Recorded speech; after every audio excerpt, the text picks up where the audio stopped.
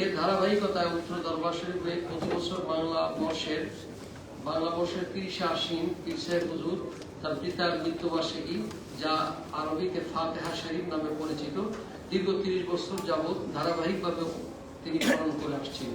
উক্ত ফাতিহা শরীফে দেশের বিভিন্ন স্থান হতে বিভিন্ন ধর্মপ্রাণ মুসলমান বৃন্দ যোগ দেন। এতে ওয়াজ মাহফিল হয়, দ্বীনি আলোচনা হয়, জিকির আজকার হয়, মিলাদ মাহফিল হয়, যাতে দেশবর্ণ ওলামায়ে কেরাম তাফসীর বা কোরআনে কারীম থেকে আলোচনা করে থাকেন। একরক আসামি জনাব আবুল কাসেম এর নেতৃত্বে আসামিগণ অজ্ঞাতনামা আসামি সহ 10/8/2024 তারিখে উক্ত এলাকার কিছু স্বার্থান্বেষী মানুষ দরবার কর্তৃপক্ষের নিকট 10 কোটি টাকা চাঁদা দাবি করে আসছিলেন। অন্যথায় দরবার বন্ধ করে দেওয়ার লুটপাটের হুমকি দেয়। যেহেতু দরবারটি সমাজের গরিব দুঃখী মানুষের কল্যাণে নিয়োজিত, সেহেতু কাউকে চাঁদা দিতে দরবার কর্তৃপক্ষ অস্বীকৃতি জানায়। এরই আলোকে আসামিগণ দরবার শরীফের বিরুদ্ধে নানা রকম ষড়যন্ত্র করতে থাকে। ওর ধারাবাহিকতায় আসামিগণ তাদের ব্যক্তি স্বার্থ হাসিল উদ্দেশ্যে ঈমান আকীদা সংরক্ষণ কমিটির ব্যানারে অত্র দরবার শরীফ উড়িয়ে দেওয়ার বা দরবার শরীফে আক্রমণ করার হুমকি প্রদান করে বিগত 2/9/24 ইংরেজি তারিখে একটি সম্মেলন দেয়। অত্র সম্মেলন থেকে আসামিগণ পূর্ব পরিকল্পিতভাবে কৌশলে অত্র দরবার শরীফ ইসলামী শরিয়া ভিত্তিক পরিচালিত হয় না মর্মে একটা মিথ্যা দাবি করে উক্ত দরবার শরীফ বন্ধের ঘোষণা দেন।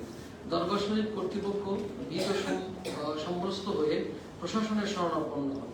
এতে উল্লেখিত আসামিগণ আরো ক্ষিপ্ত হয়ে নিজেদেরকে উক্ত সংগঠনের হিতাকাঙ্ক্ষী প্রমাণ করার জন্য তারা চাঁদার পরিমাণ বাড়িয়ে দিয়ে মাদ্রাসার জন্য খেলার মাঠ, পুকুরের জমি, মাদ্রাসার জমি সহ চাঁদা দাবি করে। দরবার শরীফ কর্তৃপক্ষ কোনো প্রকার সাড়া না দেওয়ায় আসামিগণ 3/10/2024 তারিখে শেরপুর শহরে থানার মোড়ে জনসমাবেশ করে দরবার ভেঙে ফেলার হুমকি প্রদান করে। যেহেতু পূর্ব নির্ধারিত প্রতি বছরের ন্যায় ফাতিহা শরীফ উদযাপন অনুষ্ঠান 15/10/2024 তারিখে অনুষ্ঠিত হওয়ার কথা ছিল, সেখানে দরবার কর্তৃপক্ষ ভীত সন্ত্রস্ত হয়ে বিগত 6/10/24 তারিখে জেলা প্রশাসক শেরপুর মহোদয়ের বরাবর আবেদন করেন। জেলা প্রশাসক শেরপুর মহোদয় দরবার কর্তৃপক্ষের আবেদনে সাড়া দিয়ে সত্যতা যাচাই পূর্বক তাদের সাথে আলোচনা করে উভয় পক্ষের মধ্যে সমঝোতা করার জন্য বিগত 7/10/2024 তারিখে জেলা প্রশাসক শেরপুর মহোদয় তাদেরকে তলব করেন। দরবার কর্তৃপক্ষ এবং স্থানীয় এলাকাবাসী সহ জেলা প্রশাসক শেরপুর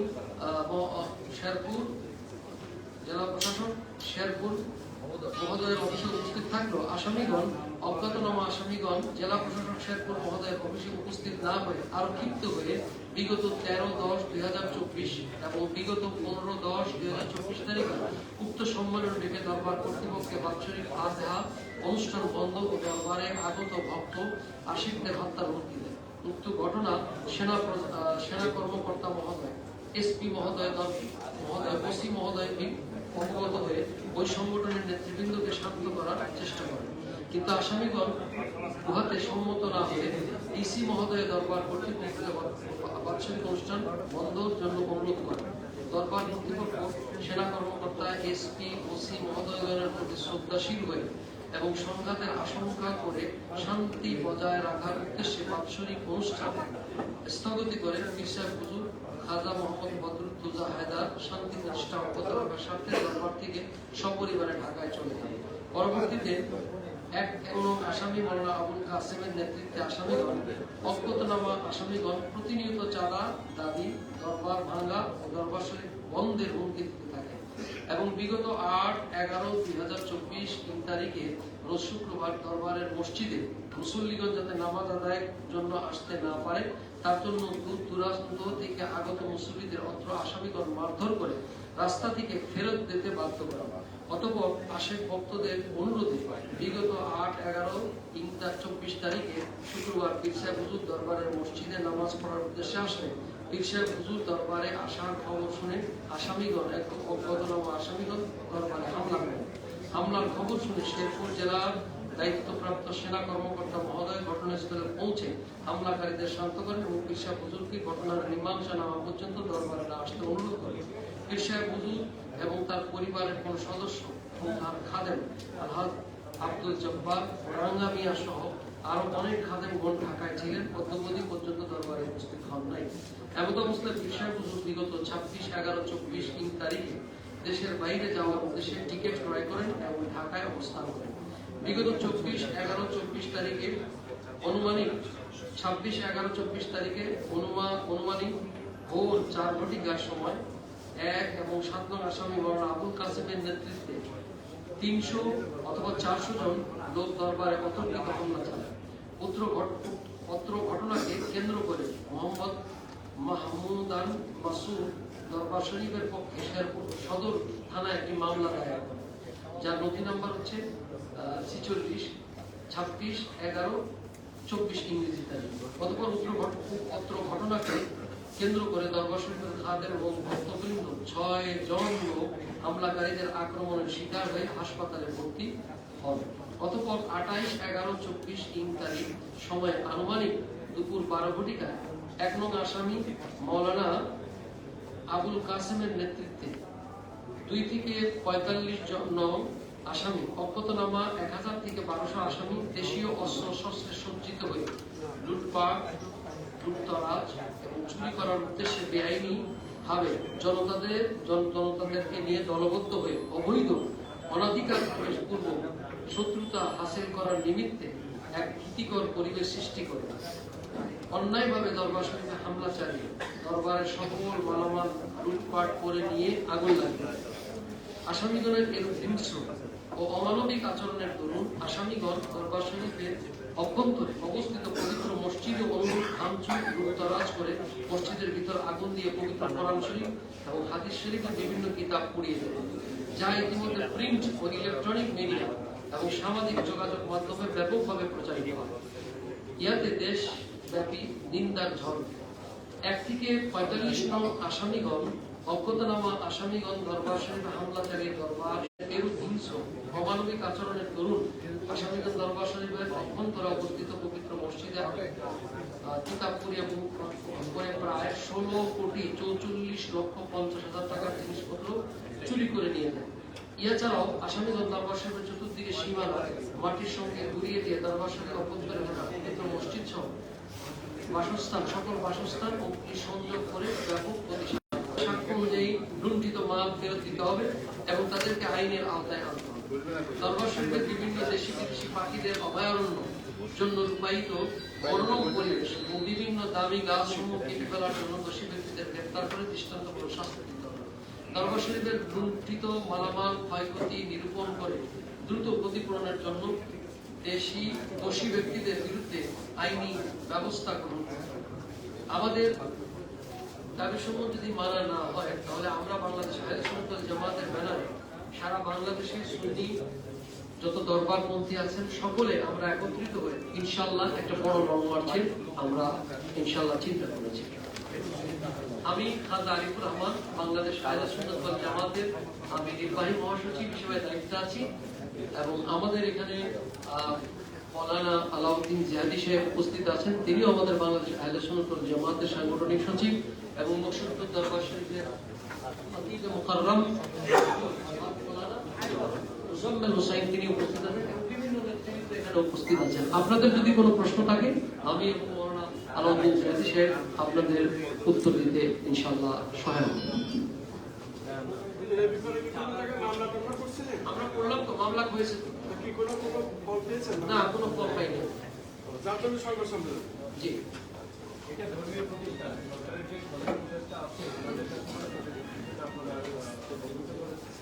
আমরা মামলা করেছি এবং আমরা প্রিন্ট মিডিয়ার মাধ্যমে আজকে তার কাছে জানাতে চাই। আর এছাড়া প্রিন্ট মিডিয়াতে আসছে, এটা ধর্ম উপদেষ্টার উচিত ছিল উনি ধর্মীয় দায়িত্বে থাকার কারণে অন্তত পক্ষে সহানুভূতিশীল হয়ে একটা টেলিফোন করা বা তার দায়িত্ব প্রতিনিধি সেখানে যাওয়া। এই আমরা সেখানে এত লক্ষ লক্ষ 200 বিঘার উপর সম্পত্তি, মসজিদ জ্বালিয়ে দেওয়া হয়েছে, তারপর বিভিন্ন মূল্যবান হাদিসের কিতাব জ্বালিয়ে দিয়েছে। আমরা ভারাক্রান্ত হৃদয়, এটা সেখানে পাখি অভয়ারণ্য, সেখানে পাখিদেরকে খাবার দেওয়া হয়, পানি দেওয়া হয়। এই দৃশ্য কি ধর্ম উপদেষ্টা দেখেন না? ওনার তো সিম্পেথি হিসাবেও আমাদের উচিত ছিল একটাবার খোঁজ দেওয়া। আমরা বলবো এই ব্যাপারে তিনি ব্যর্থ। আমরা এই ব্যাপারে বলবো ব্যর্থ, কারণ এদেশে আপনার ভোটের যদি আপনি অংশীদার হিসেবে দেখেন, এদেশে আপামর সুন্নি জনসাধারণ যাদেরকে পীর আউলিয়া বলা হয়, এদের একটা বিরাট কমিউনিটি ভোটের দাবিদার, এবং আপনি সেই ভোটার হিসাবেও তো আমরা দাবি করতে পারি, একজন সেই ভোটার হিসাবেও তো আমরা দাবি করতে পারি। আপনাদের আক্রমণটা 2 দিন হয়েছে, আমরা লক্ষ্য করছি। প্রথমে আক্রমণ হলো, তারপরে একদিন বা 2 দিন পরে আবার আক্রমণ হলো। তো প্রথম আক্রমণে আমরা দ্বিতীয়বার আক্রমণের আগে তারপরে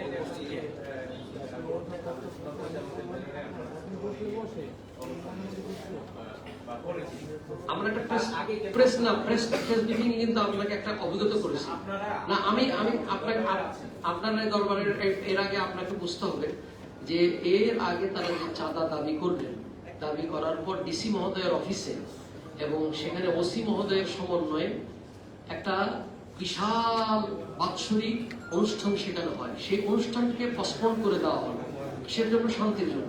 এবং কিসের ওনাদেরকে বলা হলো আপনারা শান্তির জন্য কোনো প্রোগ্রামও দিবেন না, দরবার থেকে চলে যান। এখন ওনারা শুধু শান্তির কারণেই এখান থেকে চলে গেছে। সুতরাং দরবারের লোক বলতে সামান্য কিছু কর্মচারী এরা ছিল যারা কাজকর্ম করে, এছাড়া আর কেউ ছিল না। প্রথমবার আক্রমণের পরে যে গ্যাপটা ছিল, দ্বিতীয়বার আক্রমণের আগে আপনারা ওখানে দাবি করলেন, কেন গেলেন না? দ্বিতীয়বার আক্রমণের বিষয়টা ছিল, ওটা ছিল রাতের বেলায়, গভীর রাতে।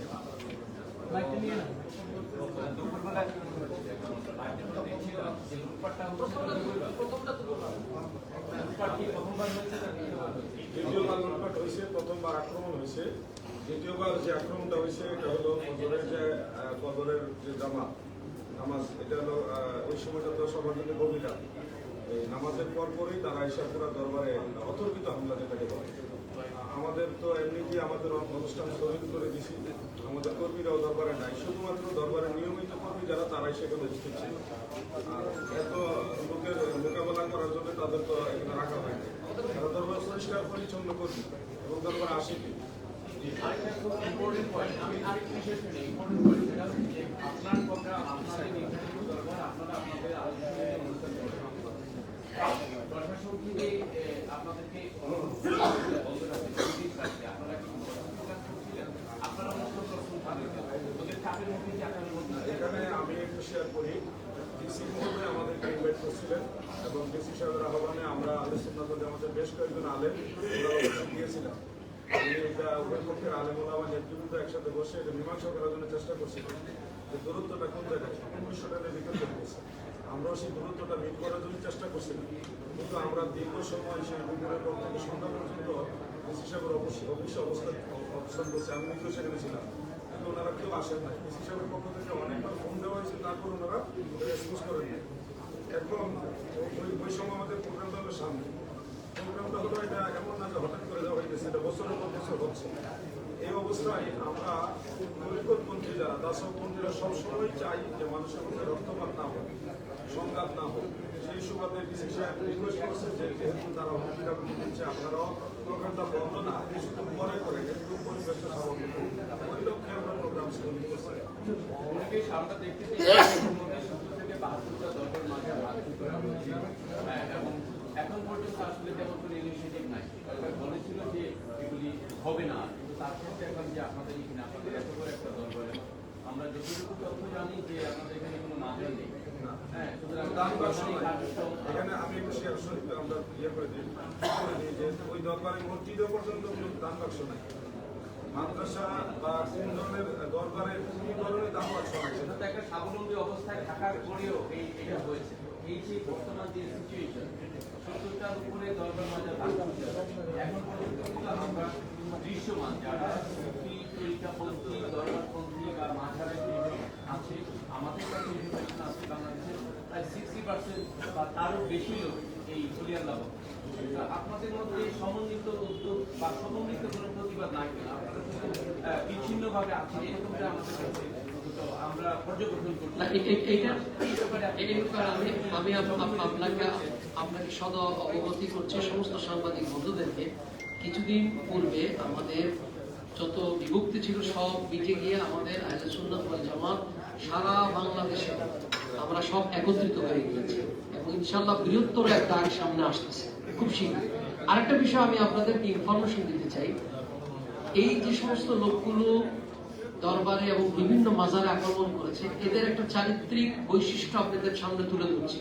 এই কিছুদিন আগে বাইতুল মোকাররম জাতীয় মসজিদ, সেখানে খতিবদের নিয়ে যেভাবে জুতা মারা হলো এবং সেখানে মারামারি করা হলো মসজিদের ভিতরে, এই খারেজিরাই মাজার ভাঙতেছে এবং এই খারেজিরা জায়গায় জায়গায় আক্রমণগুলো করতেছে। এবং এদের পরিচয় যদি আপনারা সাংবাদিক বন্ধুরা তুলে না ধরেন, আমরা সংঘাত যদি আমরা চাই, আলহামদুলিল্লাহ ফিল্ডে মারামারি করার মতো শক্তি আমাদের আছে। আমাদের আকাবেরিন, আমাদের যারা এই ধর্মীয় গুরু এবং আমাদের যারা পীর মাশায়েখ, তাদের কথা হচ্ছে যে ওরা ভুল পথে আছে, আমরা তাদেরকে মারার জন্য না, আমরা তাদের হেদায়েতের জন্য কাজ করতে চাই। সেই নিমিত্তে আমাদের প্রোগ্রামগুলো আমরা বন্ধ করেছি। বিভিন্ন মাজারে আগুন দিয়েছে আর বিভিন্ন মাজার আক্রমণ করেছে। কুকুরে কামড় দিলে যেভাবে কুকুরকে কামড় দেওয়া যায় না, আমরা সেরকম তাদের মতো আক্রমণ করতে চাই না। আমি আপনাকে আরেকটা ইনফরমেশন দিতে চাই, যেটা জাতি জানা প্রয়োজন। এ সমস্ত মাদ্রাসার শিক্ষকদের বিরুদ্ধে যে সমস্ত কুকর্মের লিপ্ত, অর্থাৎ লাওয়াতাত আরবিতে বলে, বাংলায় বলে পুরুষে পুরুষে আপনার দিয়ে যে ধরনের সমকামিতা কাজ করে থাকে তারা, এগুলো সারা বাংলাদেশে পত্রিকায় বিভিন্ন ভাবে এসেছে। আমাদের বন্ধুদেরকে আমরা আহ্বান জানাবো এগুলোর ব্যাপারে সোচ্চার হয়ে দেখুন। এদের যে চরিত্র হরণ হচ্ছে এবং আপনার শিশু ছোট বাচ্চা তাদের মাদ্রাসায় তাদেরকে দিচ্ছে, তাদের জীবনটা নিরাপত্তাহীন অবস্থায় রয়েছে। সুতরাং এদের ব্যাপারে আমাদের কঠোর আন্দোলন ইনশাআল্লাহ শুরু হয়ে গেছে। ইনশাআল্লাহ বড় রকমের আন্দোলন হবে ইনশাআল্লাহ। আমি একটু পরে আসছি। জি বলুন। মাজার যখন ভাঙা হয় তাদের স্লোগানটা কি? মাজার নাই, ওখানে মাজার ছিল। ভাঙা হচ্ছে, আচ্ছা আক্রমণটা তারা স্লোগানটা কি দেয় এবং তাদের রাজনৈতিক পরিচয় কি? আচ্ছা, এখানে একটা বিষয় আপনাকে অবগত, তাদের মেইন স্লোগানটাই হলো যে ভণ্ডবীরে আস্তানা ভেঙে দাও, ঘুরিয়ে দাও। এখানে তারা কিছু দাবি মানুষের কাছে প্রকাশ করছে, এই জন্য একটু বেতন দিয়ে আমরা এগুলো যাচাই বাছাই করছি এবং 100 থেকে 100% মিথ্যা। যেমন আমি আপনাদের প্রয়োজনে যদি আপনারা একটু যাচাই করতে চান, আমার সাথে ওনারা যে বইয়ের রেফারেন্স দিচ্ছে বইটাও আছে এবং ওনাদের রেফারেন্সের এই কপিটাও আছে। সেখানে একটাও আমি মিল পাইলাম না। আমি এখানে এসে বসে অনেক যাচাই করলাম, একটাও মিল নাই। ওনারা বলছে সেখানে ফুলছেরাত নাকি আছে, যে দরবারের ভিতরে ফুলছেরাত আছে। বাস্তব বিষয়টা হলো ওই হুজুর বিষয় হুজুর যেখানে থাকে, এখান থেকে ওনার ভিতর বাড়ি ওনার বেগম সাহেব আমার কাছে যেতে যে এরিয়াটা করে, এটা হলো মহিলা যারা আসে মহিলা, তাদের আলাদা একটা সেফটি জায়গায়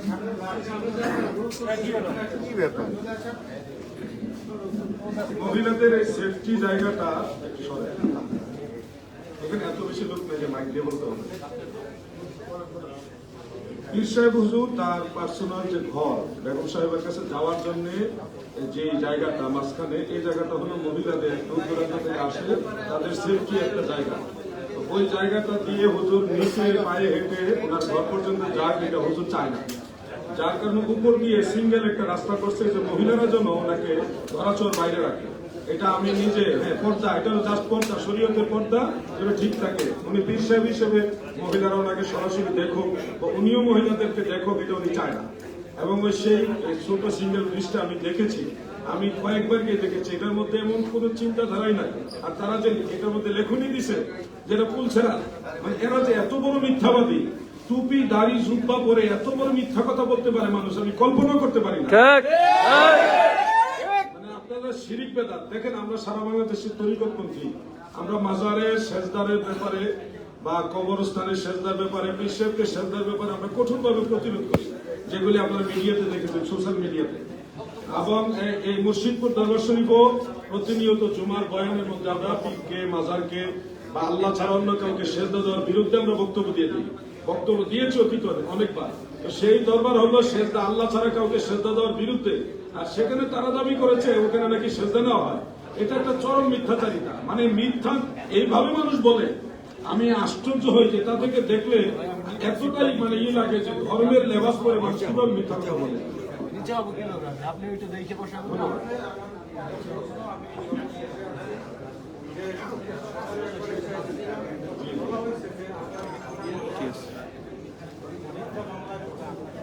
কিন্তু আপনার তো তারপর থেকে মামলা নাই, তারপর কেন প্রশ্নটা মনে হয় আপনার হয়নি। আমরা দরবার কর্তৃপক্ষ যাদের ভাঙচুর করা হয়েছে আমরা তাদের পক্ষের লোক।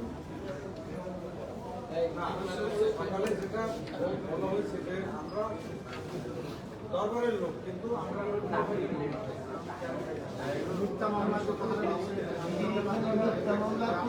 আচ্ছা বুঝতে পারছি। এখানে একটা আছে না যে জুলুম করে আবার সে জুলুমের দায়ভার যাদের উপর জুলুম করা হয়েছে তাদের উপরে চাপাই দেওয়া, এই পরিমাণ জুলুম যে এটা কল্পনার বাহিরে।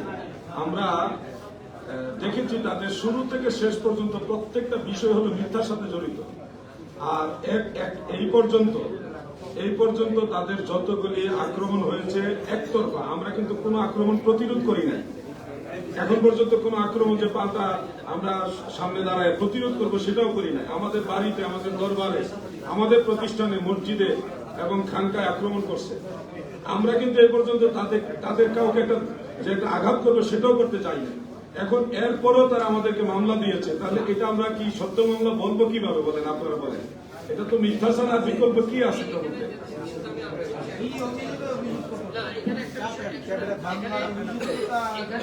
এখানে ওনাদের আপনারা সুস্পষ্ট সেখানে মামলাগুলো, এই মামলা ছাড়াও অন্য কোনো মামলাও যা হয়েছে অন্যান্য বিরুদ্ধে, ওখানে সুস্পষ্ট কিন্তু কোনো বক্তব্য নাই যে কি কারণে মামলাটা দিচ্ছে। এটা আপনারা খুলে দেখবেন।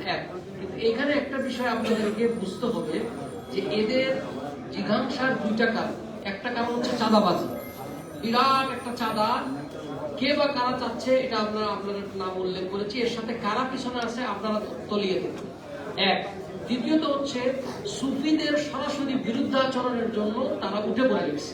একটা হলো সরাসরি চাঁদা দাবি, আর একটা হলো সুফিজমের বিরুদ্ধে। কারণ সুফিরা যদি সেখানে কাজকর্ম করে তাহলে তারা যে ভণ্ড, ধর্মের নামে তারা যে ভণ্ডামি করছে সেটা প্রকাশ পেয়ে যাবে। কারণ সুফিরা কাউকে মারে না, সেখানে একটা মাদ্রাসা হচ্ছে, সেখানে আপনার গিয়ে জুমার আলোচনা হচ্ছে, এইগুলো ডেলি ওর কারণে মানুষের ভিতরে একটা আমূল পরিবর্তন হচ্ছে। আর এই পরিবর্তন হওয়ার কারণে এই সমস্ত কায়েমি স্বার্থবাদী মৌলবীরা যারা যাকাত ফিতরার মাধ্যমে তাদের মাদ্রাসা চালায় এবং তারা সব জায়গায় তাদের নিজের কনসেপ্ট ছাড়া তাদের নিজের কনসেপ্টটাকে মনে করে ইসলামের কনসেপ্ট, এটা একটা ভুল কথা। এই বিষয়টা এস্টাবলিশ হচ্ছে বিধায় তারা উঠে পড়ে লাগছে যে দরবারকে বন্ধ করে এবং বিভিন্ন বাজার বন্ধ করে।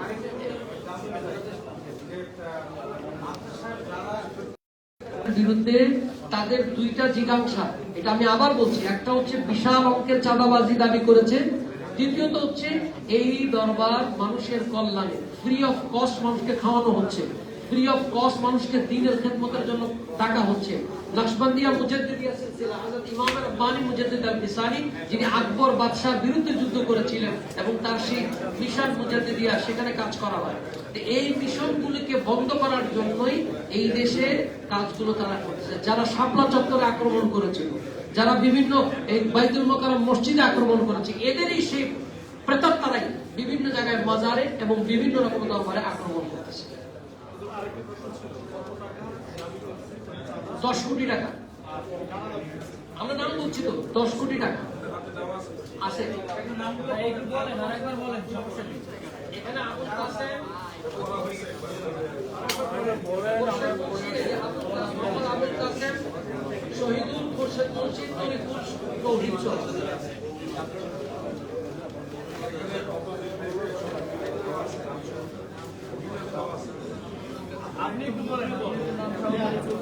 যারা এই সন্ত্রাসী কর্মকাণ্ডের সাথে জড়িত তাদের কয়েকজনের নাম এখানে উল্লেখ করা হয়েছে। তাদের এই দলবলের পক্ষে যারা নেতৃত্ব দিয়েছেন তাদের মধ্যে অন্যতম হল আবুল কাসেম, শহীদুল, খোরশেদ মুন্সি, তরিকুল সহ তাদের আরো বিশাল এক মাদ্রাসার ছাত্র সহ তাদের অনুসারী কিছু লোক আছে। তারা এই কয়েকজনের নাম উল্লেখযোগ্য। আমরা আতঙ্কিত। কিছুদিন আগে আমরা আহলে সুন্নাত ওয়াল জামাতের পক্ষ থেকে একটা লং মার্চ দিয়েছিলাম। সেনাবাহিনীর পক্ষ থেকে আমাদেরকে রিকোয়েস্ট করা হয়েছে এবং একটা দায়িত্ব নিয়ে দরবার শরীফের যাবতীয় বিষয় আমাদের বুঝিয়ে দিবে এবং নিরাপত্তা দিবে।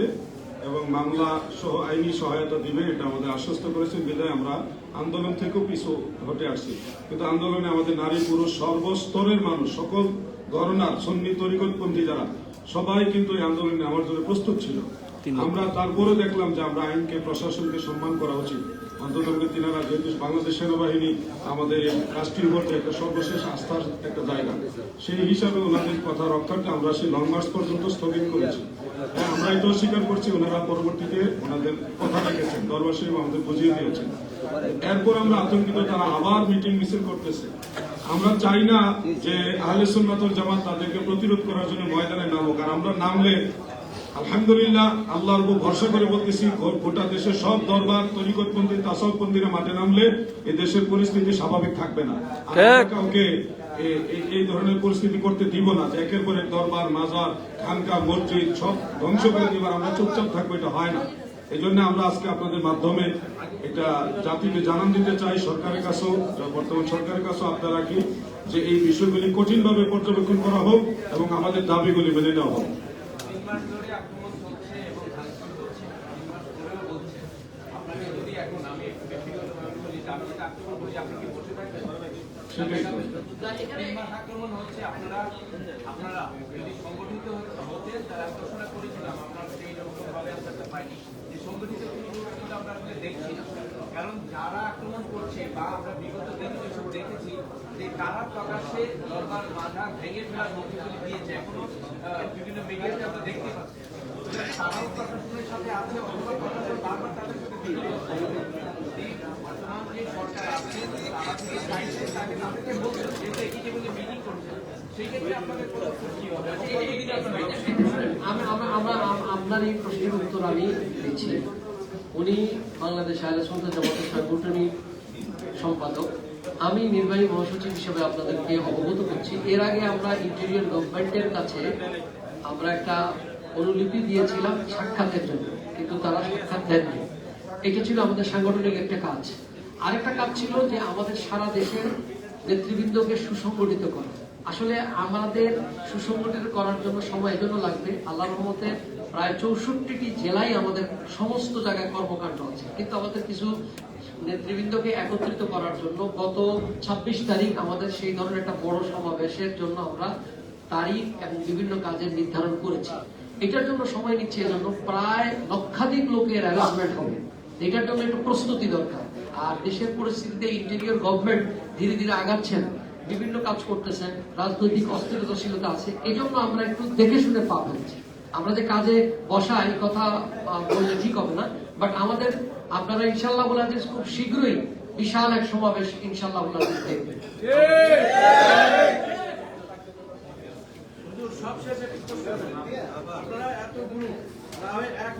আমরা এক হয়ে গিয়েছি, আপনি হয়তো বা ফেসবুকে দেখেন নাই, আমাদের সমস্ত আহলে সুন্নাত ওয়াল জামাত সব এক হয়ে গিয়েছে।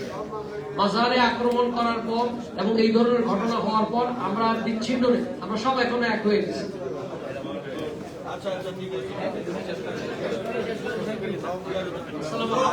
সকলকে ধন্যবাদ।